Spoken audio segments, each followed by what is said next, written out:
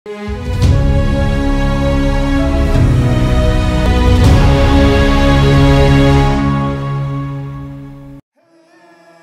दोस्तों, राजनीति की बातों में एक बार फिर से आपका स्वागत है। मैं हूं आपका दोस्त धर्मेंद्र कुमारी।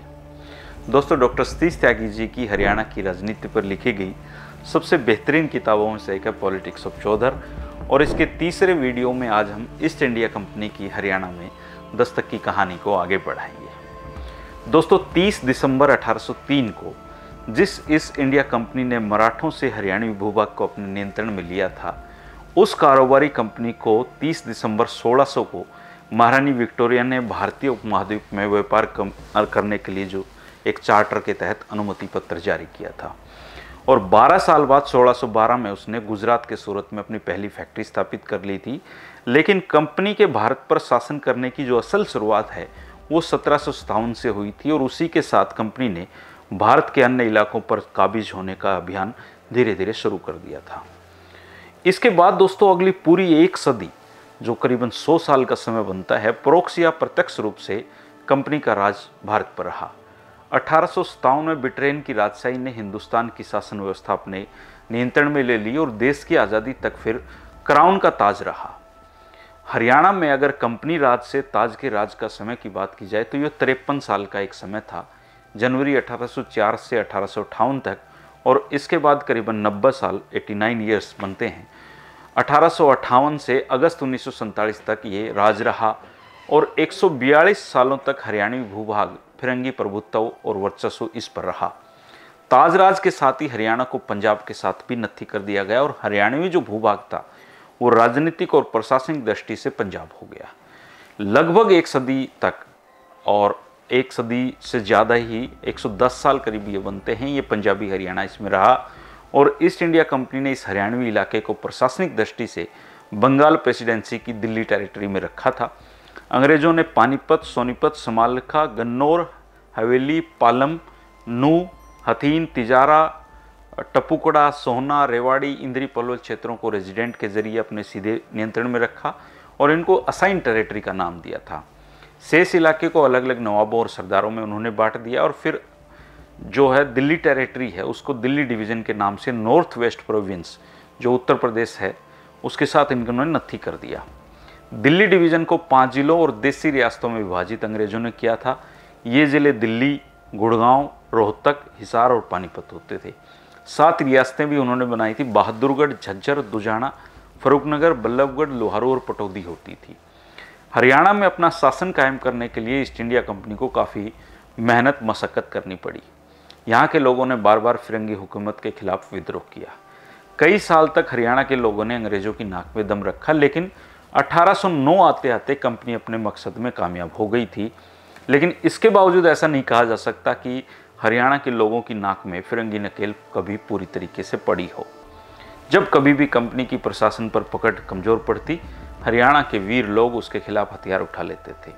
1810 और 1818 का विद्रोह हो, चाहे 1818 का रानिया का विद्रोह हो, चाहे 1824 में किसानों का विद्रोह हो, 1814 में जींद के शासक प्रताप सिंह का विद्रोह हो, 1835-36 में बलवाड़ी विद्रोह हो, 1835 में दिल्ली के रेजिडेंट विलियम फ्रेजर की हत्या हो गई, 1843 में कैथल का विद्रोह हुआ, 45-46 में लाडवा के अजीत सिंह और सतलुज के बाएं किनारे स्थित सिख सरदारों ने विद्रोह कर दिया। ऐसे बहुत सारे उदाहरण हैं दोस्तों, जिससे प्रमाणित होता है कि हरियाणा में फिरंगी कंपनी के लिए लंबे समय तक जो हरियाणा क्षेत्र था वो सिरदर्द बनकर रहा। इन बगावतों को अंग्रेजों ने अपनी ताकत से कुचल तो जरूर दिया, लेकिन लोगों के बागी तेवर बने रहे। 1857 के सैनिक विद्रोह का जो नतीजा था वो दिल्ली के पतन की जो खबर मिलते ही क्षेत्र के लोगों ने फिरंगी हुकूमत को मिटाने के लिए इस मौके का भरपूर फायदा उठाया। पूरी ताकत के साथ अंग्रेजों को टक्कर दी, और जून जुलाई 1857 को पूरे हरियाणा क्षेत्र को ब्रिटिश सत्ता से मुक्त करा लिया गया था। लेकिन कहते हैं ना कि हमें तो अपनों ने लूटा, गैरों में कहाँ दम था। अंग्रेजों की मदद के लिए बीकानेर, पटियाला, जींद की जो देसी रियासतों के राजा थे वो अपनी सेना लेकर आ खड़े हुए, और जनता के विद्रोह को बड़ी बेरहमी के साथ कुचल दिया गया। देश के अन्य भागों की तरह हरियाणा पर भी अंग्रेजों का फिर से अधिकार हो गया, और आधी सदी के कंपनी राज में ब्रिटिश सत्ता को यह एहसास बखूबी हो गया था कि उनके लिए हरियाणा क्षेत्र को संभालना बहुत बड़ा चुनौती भरा काम है। 24 सितंबर 1803 को दिल्ली पर ईस्ट इंडिया कंपनी का आधिपत्य स्थापित होने के बाद जो ब्रिटिश रेजिडेंसी थी वो अस्तित्व में आ गई थी और हरियाणा में भी अब ब्रिटिश रेजिडेंस के जरिए कंपनी की हुकूमत शुरू हो गई। डेविड ऑक्टर्नली को पहला कार्यकारी रेजिडेंट यहाँ पर नियुक्त किया गया और उस दौर में रेजिडेंट ही एक तरीके से वास्तविक शासक होता था, क्योंकि इस एक पद में मजिस्ट्रेट की शक्ति भी होती थी, जज की भी, कलेक्टर की सारी शक्तियाँ उसके पास होती थी और कुल मिलाकर कहें तो रेजिडेंट ही सबसे बड़ा चौधरी सर्वेसर्वा होता था। शुरुआती दौर में अंग्रेज हरियाणा में अपना प्रभाव कायम रखने के प्रति ज़्यादा उत्सुक नहीं थे, हालांकि वे इस क्षेत्र के रणनीतिक महत्व से वाकिफ थे। सिंधु नदी की ओर से किसी भी विदेशी हमले की स्थिति में ये क्षेत्र ही दिल्ली के लिए सुरक्षा कवच का काम करता था, इसलिए अंग्रेज इसको बफर स्टेट के रूप में इस्तेमाल करना चाहते थे, लेकिन वो उदासीन नहीं रह सके क्योंकि इस क्षेत्र के बेकाबू जमींदार थे, मुखिया थे, उन्होंने ब्रिटिश टेरिटरी की सुरक्षा पर सवालिया निशान लगा दिए थे। इस वजह से उनको बार बार हरियाणा के बारे में सोचना पड़ता था। और इसी बीच फरवरी 1804 में कर्नल विलियम स्कॉट ने रेजिडेंट का कार्यभार संभाला। स्कॉट की वैचारिक दृष्टि काफ़ी उदार थी दोस्तों, सारे अंग्रेज बुरे भी नहीं थे। पदभार संभालने से पहले उसने एक मसौदा तैयार किया जिसमें अंग्रेजों के मुगल बादशाह से संबंधों की रूपरेखा भी तय की गई। स्कॉट ने मुगल बादशाह को पूरा सम्मान दिए जाने के साथ साथ उसके खर्चों के लिए कम से कम 36 लाख रुपए सालाना दिए जाने की वकालत की। दुर्भाग्य यह रहा कि पदभार संभालने से पहले ही स्कॉट की मौत हो गई।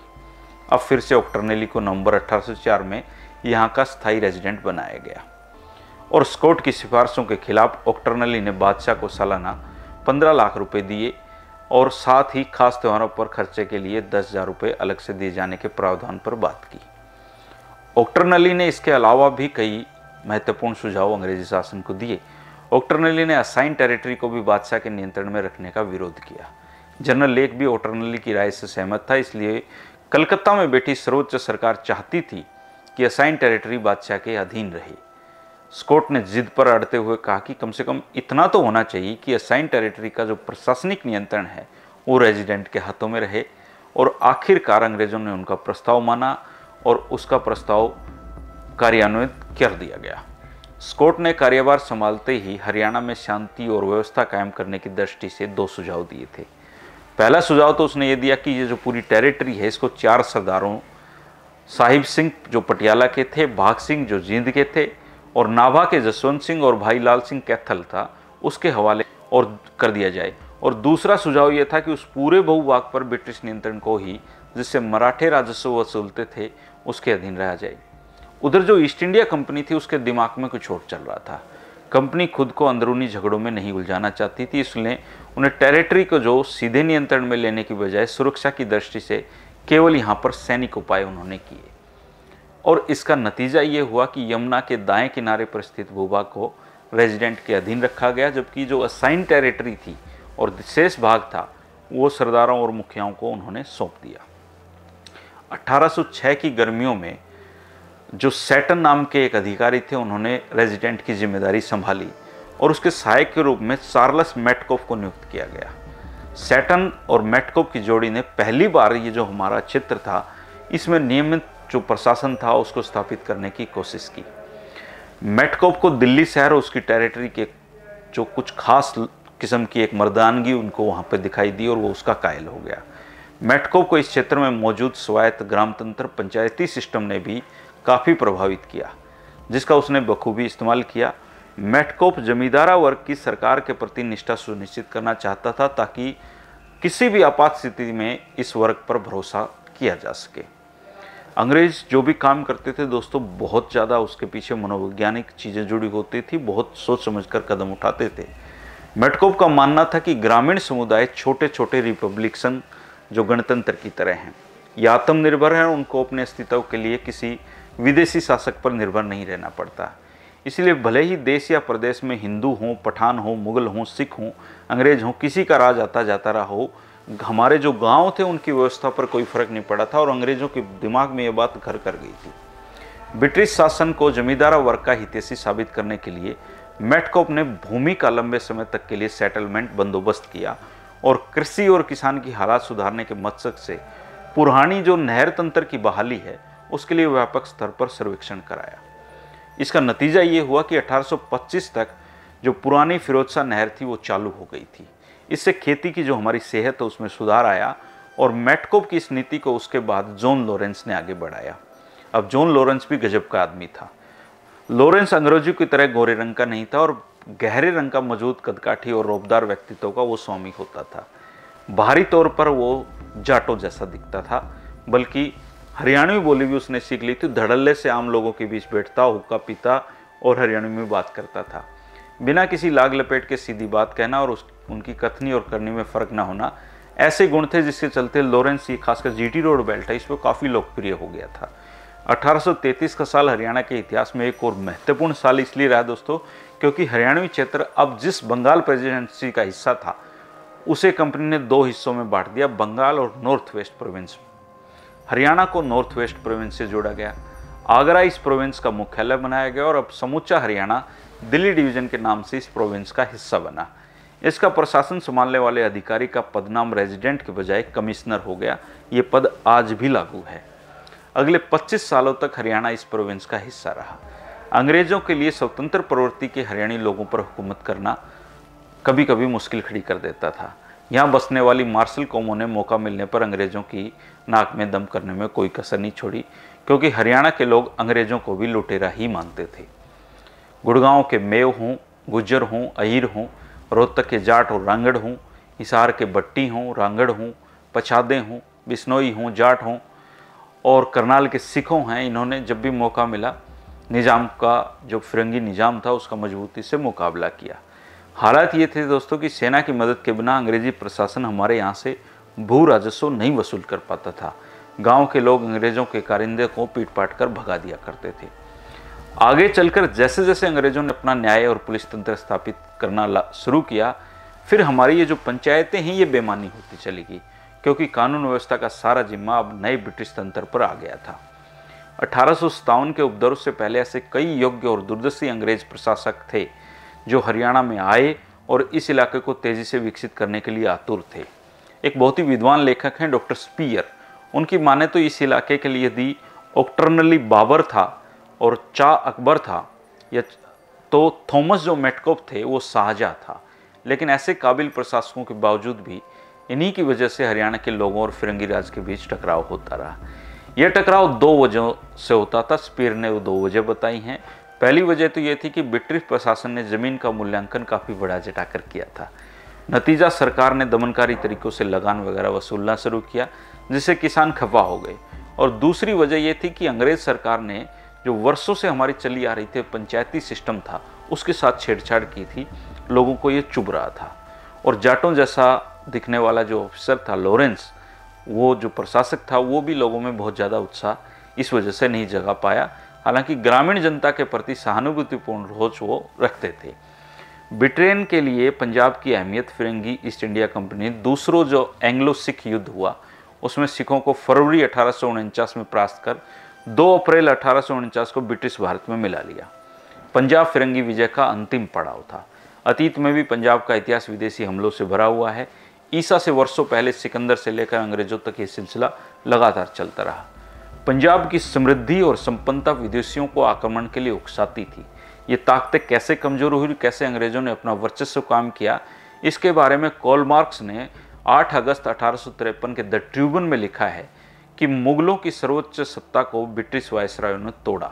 मराठों ने ब्रिटिश वायसरायों की सत्ता को तोड़ते हुए आगे बढ़ाने का काम किया और मराठों की सत्ता को अफगानों ने खंडित कर दिया। और जब आपस में सब लड़ रहे थे तो ब्रिटेन धीरे से घुसा और उसने बल का प्रयोग करके सबको काबू में कर लिया। तो ये कहानी है दोस्तों हरियाणा में अब तक जो ब्रिटिश हुकूमत है उसके प्रोविंस के ऊपर। आगे की कहानियों को भी इसी तरीके से वीडियो के माध्यम से हम जानते रहेंगे। ये सिलसिला जारी रहेगा दोस्तों। आप अपने सुझाव कमेंट कर सकते हैं। अपनी महत्वपूर्ण, अगर आपने कुछ इसमें बदलाव करना हो तो वो भी बता सकते हैं। कुछ भी दिल में आ रहा हो वो कमेंट करके ज़रूर बताएं। ये वीडियो आपको पसंद आ रहे हैं, नहीं आ रहे हैं, इस बारे में भी आप अपने सुझाव दें। अगर चैनल को आपने सब्सक्राइब नहीं किया तो इसको सब्सक्राइब कर लें दोस्तों। ये सिलसिला जारी रहेगा। बहुत ही महत्वपूर्ण चीज़ें हम आगे डिस्कस करने वाले हैं। इस पूरी सीरीज को देखने के बाद ऐसा एक भी सवाल आपके मन में नहीं रहेगा जो हरियाणा की राजनीति से संबंधित हो और आपको पता ना हो। इसलिए जुड़े रहिए, बने रहिए। फिर मिलेंगे अगले वीडियो में। नमस्कार।